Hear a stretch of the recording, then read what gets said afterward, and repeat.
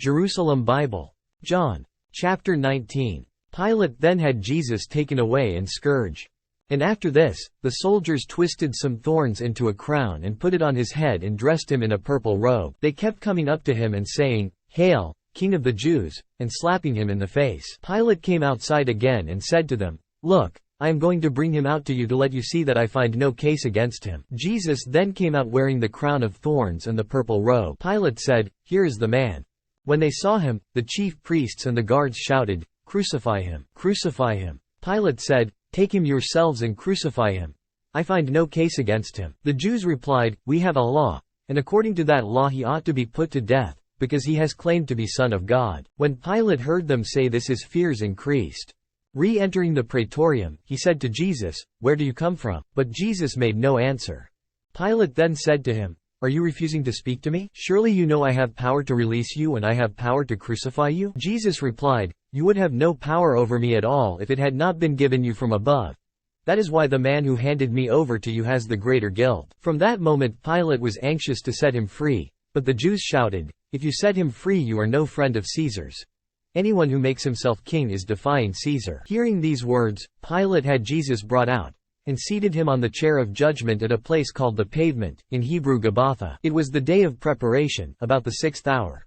"Here is your king," said Pilate to the Jews. But they shouted, "Away with him! Away with him! Crucify him!" Pilate said, "Shall I crucify your king?" The chief priests answered, "We have no king except Caesar." So at that Pilate handed him over to them to be crucified. They then took charge of Jesus. And carrying his own cross he went out to the place of the skull, or, as it is called in Hebrew, Golgotha, where they crucified him with two others, one on either side, Jesus being in the middle. Pilate wrote out a notice and had it fixed to the cross. It ran, "Jesus the Nazarene, King of the Jews." This notice was read by many of the Jews, because the place where Jesus was crucified was near the city, and the writing was in Hebrew, Latin and Greek. So the Jewish chief priests said to Pilate, "You should not write, 'King of the Jews,' but that the man said, 'I am King of the Jews.'" Single quote. Pilate answered, "What I have written, I have written." When the soldiers had finished crucifying Jesus, they took his clothing and divided it into 4 shares, one for each soldier. His undergarment was seamless, woven in one piece from neck to hem. So they said to one another, instead of tearing it, "Let's throw dice to decide who is to have it." In this way the words of Scripture were fulfilled. "They divide my garments among them and cast lots for my clothes." That is what the soldiers did.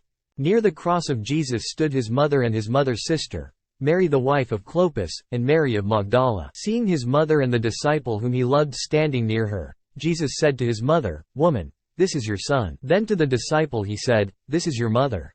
And from that hour the disciple took her into his home.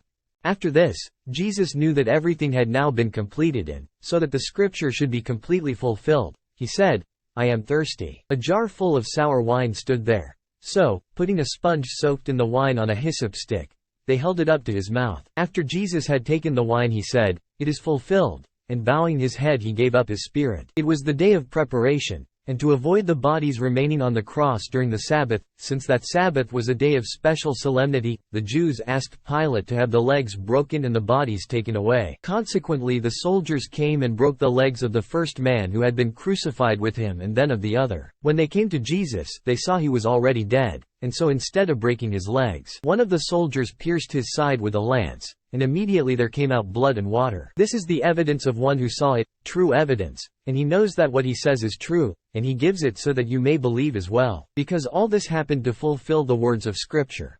Not one bone of his will be broken. And again, in another place Scripture says, "They will look to the one whom they have pierced." After this, Joseph of Arimathea, who was a disciple of Jesus, though a secret one because he was afraid of the Jews, asked Pilate to let him remove the body of Jesus. Pilate gave permission, so they came and took it away.